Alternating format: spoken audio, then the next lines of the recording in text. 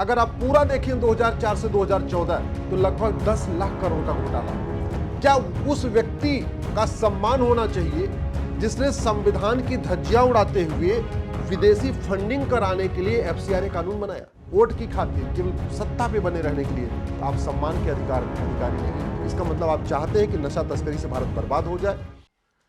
सम्मान किसका होना चाहिए और समाधि स्थल किसका बनना चाहिए, इस पर गंभीर चर्चा जरूरी है। क्या उस व्यक्ति का सम्मान होना चाहिए जिसके 10 वर्ष के कार्यकाल में 10 लाख करोड़ का घोटाला हो गया, 70,000 करोड़ का कॉमनवेल्थ घोटाला, 1,76,000 करोड़ का 2G घोटाला, 1,86,000 करोड़ का कोयला घोटाला? अगर आप पूरा देखें 2004 से 2014 तो लगभग 10 लाख करोड़ का घोटाला हुआ और भी बहुत सारे घोटाले हुए। क्या उस व्यक्ति का सम्मान होना चाहिए और उसका समाधि स्थल बनना चाहिए सरकारी पैसे से, जनता के पैसे से, जिसने संविधान की धज्जियां उड़ाते हुए 2004 में सत्ता मिलते ही, शपथ लेते ही एक नेशनल माइनॉरिटी एजुकेशन एक्ट बनाया और भारत में समुदाय विशेष को फायदा देने के लिए जो स्कूल थे, कॉलेज थे, engineering college, medical college, law college, उनको माइनॉरिटी स्टेटस देना शुरू कर दिया बिना माइनॉरिटी को डिफाइन किए हुए। कौन होगा माइनॉरिटी, 1% वाला, 0.5% वाला, वो डिफाइन नहीं किया। न भारत के संविधान में माइनॉरिटी डिफाइन है, न 2004 में कानून बनाते समय माइनॉरिटी को डिफाइन किया गया। इसके बावजूद सारी यूनिवर्सिटीज को, कॉलेजेस को, engineering college, medical college, law college को माइनॉरिटी का स्टेटस देना शुरू कर दिया। क्या उस व्यक्ति को सम्मान मिलना चाहिए जिसने पहली बार एक समुदाय विशेष को फायदा पहुंचाने के लिए भारत में माइनॉरिटी अफेयर मिनिस्ट्री की शुरुआत किया?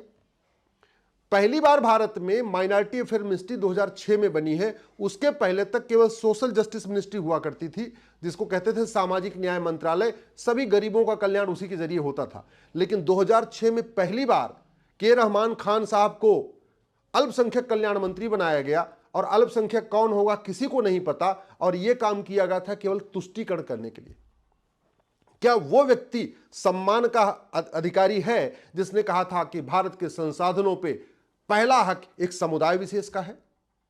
क्या वो व्यक्ति सम्मान का अधिकारी है जिसने 2010 में विदेशी फंडिंग कराने के लिए एफसीआरए कानून बनाया? ये जो एफसीआरए कानून 2010 में बनाया गया था, केवल और केवल भारत विरोधी माओवादियों, नक्सलियों, जिहादियों, मिशनरियों, चरमपंथियों, अलगाववादियों, कट्टरपंथियों को फंडिंग कराने के लिए बनाया गया था 2010 में। और उसके बाद यहां एनजीओज की पूरी एकदम भरमार हो गई। हालांकि वर्तमान सरकार ने करीब 5 लाख एनजीओज का लाइसेंस रद्द किया, लेकिन फंडिंग अभी भी चल रही है। तो उस व्यक्ति को सम्मान मिलना चाहिए जिसने भारत को बर्बाद करने के लिए विदेशी फंडिंग का रास्ता खोला था। क्या उस व्यक्ति को सम्मान मिलना चाहिए जिसने 2012 में राइट टू एजुकेशन एक्ट को बदल के मदरसों को इस राइट टू एजुकेशन एक्ट के दायरे से बाहर निकाल दिया? जब राइट टू एजुकेशन एक्ट बना था तो मदरसे भी राइट टू एजुकेशन के दायरे में थे। 2012 में इस कानून में संशोधन किया गया, मदरसों को राइट टू एजुकेशन के दायरे से बाहर निकाला गया। नतीजा यह है, मदरसे में कौन पढ़ा रहा है, मदरसे में क्या पढ़ाया जा रहा है, मदरसे में कौन पढ़ रहा है, मदरसे में कौन सी किताब चल रही है, मदरसे की कहां से फंडिंग आ रही है, यह सरकारी अधिकारी जाके ऑडिट नहीं कर सकते। और किसके कहने पर किया गया था? जमीयत उलमा हिंद और पर्सनल लॉ बोर्ड के प्रधानमंत्री कौन? मनमोहन सिंह जी। क्या उनका सम्मान होना चाहिए? बिल्कुल संविधान विरोधी कानून। क्या उस व्यक्ति का सम्मान होना चाहिए जिसने 2013 में जाते जाते वक्फ पैक्ट को बदला और बदल के इसमें इतनी पावर दे दिया कि वक्फ बोर्ड जहां चाहे हाथ रख दे वो जमीन वक्फ की? लैंड जिहाद करने के लिए इससे बड़ा घटिया कोई कानून ही नहीं है। और 2013 में मनमोहन सिंह जी के द्वारा किए गए इस अमेंडमेंट के कारण ही वक्फ बोर्ड 1,500 साल पुराने गांव पे कब्जा करना शुरू कर देता है। 1,500 साल पुराने मंदिरों को कहता है ये भी वक्फ प्रॉपर्टी है। नदियों के किनारे, झील के किनारे, समुद्र के किनारे, हाईवे के किनारे, सबको वक्फ प्रॉपर्टी डिक्लेयर कर देता है। इस समय पूरे देश में जो पूरी तरीके से लैंड जिहाद चला है उसका बड़ा कारण है 1995 में जो नरसिम्हा राव साहब ने अमेंडमेंट किया। उसके बाद सबसे बड़ा जो तेजी के साथ लैंड जिहाद शुरू हुआ 2013 में, जब नरसिम्हा राव, ये मनमोहन सिंह जी ने इस कानून में बदलाव किया था। क्या उस व्यक्ति को सम्मान मिलना चाहिए जिसने 2013 में दिल्ली की प्राइम करोड़ों की लैंड को वक्फ प्रॉपर्टी को दे दिया, वक्फ बोर्ड को दे दिया। क्या उस व्यक्ति को सम्मान मिलना चाहिए जिसने यासीन मलिक का स्वागत किया, कश्मीर के अलगाववादियों का स्वागत किया? कभी इस बात की चिंता नहीं किया कि 1990 में जिन लोगों का नरसंहार हुआ उनको न्याय कब मिलेगा, उसकी चिंता नहीं किया, यासीन मलिक से हाथ मिलाते रहे। क्या उस व्यक्ति को सम्मान मिलना चाहिए जिसने 1984 में सिख दंगों में जो लोग मारे गए थे उनके परिवार को न्याय दिलाने के लिए कोई प्रयास नहीं किया? 10 साल प्रधानमंत्री थे, खुद भी सिख थे, पूरे देश में 1984 में सिखों का नरसंहार हुआ था, लेकिन केवल प्रधानमंत्री बने रहने के लिए कभी उन्होंने सिख नरसंहार में सजा दिलाने का कोई प्रयास नहीं किया। कभी भी मनमोहन सिंह जी ने 10 साल के प्रधानमंत्री रहते हुए धर्मांतरण रोकने के लिए कोई प्रयास नहीं किया। उल्टा उनके द्वारा जो ऐसी योजनाएं थी जिससे धर्मांतरण बढ़ रहा था, स्वाभाविक सी बात है, ये जो अल्पसंख्यक मंत्रालय बनाया गया इसका मूल उद्देश्य ही था धर्मांतरण को प्रमोट करना। अल्पसंख्यक मंत्रालय का बजट जितना ज्यादा होगा धर्मांतरण उतना ज्यादा होगा, क्योंकि मान लो कोई आदमी हिंदू है तो उसको 5 योजना मिल रही है, अगर वो कन्वर्ट होकर क्रिश्चियन बन जाएगा, मुस्लिम बन जाएगा तो उसको 50 योजना मिलती है। तो स्वाभाविक सी बात है, ये पूरा मंत्रालय बनाया गया था धर्मांतरण प्रमोट करने के लिए। क्या मनमोहन सिंह जी ने कभी भी जिहाद मजहबी उन्माद रोकने के लिए कोई प्रयास किया? क्या मनमोहन सिंह जी ने कभी जातिवाद, भाषावाद, क्षेत्रवाद रोकने का कभी प्रयास किया?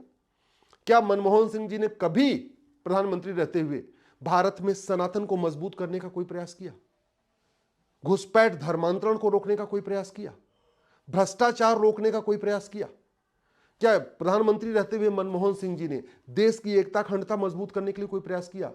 जानते हैं, भारत का सबसे खतरनाक कानून जो बना नहीं बच गया वो था कम्युनल वायलेंस बिल, और उस बिल को ड्राफ्ट किसके कार्यकाल में ड्राफ्ट हुआ था? मनमोहन सिंह जी के।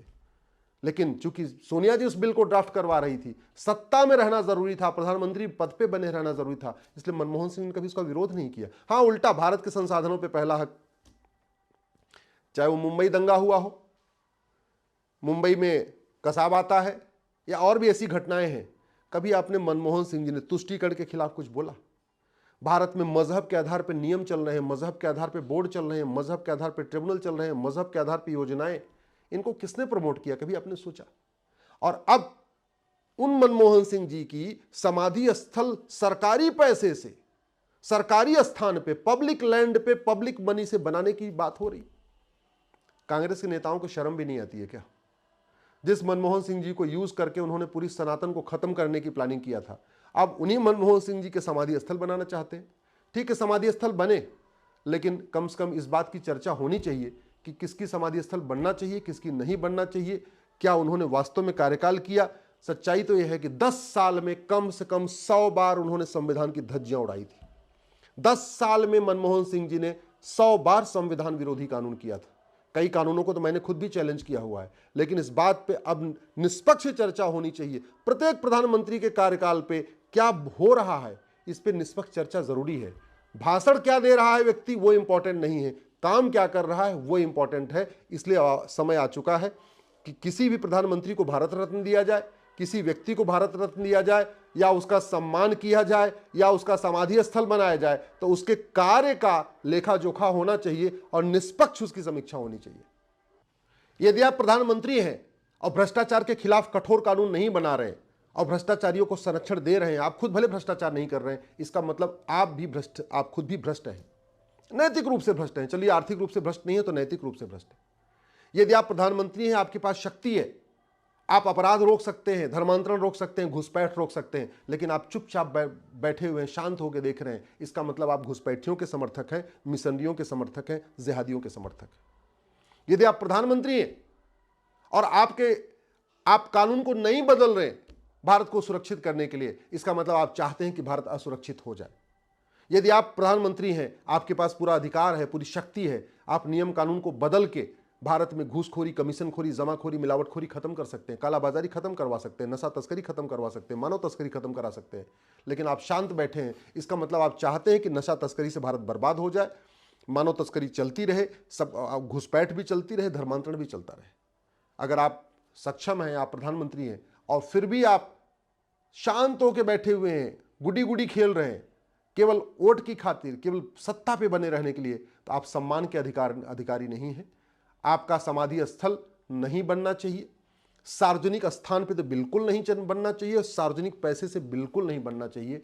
मेरा मानना है सम्मान उसी व्यक्ति का होना चाहिए जिसने पूरे जीवन भर सम्मान योग्य काम किया हो।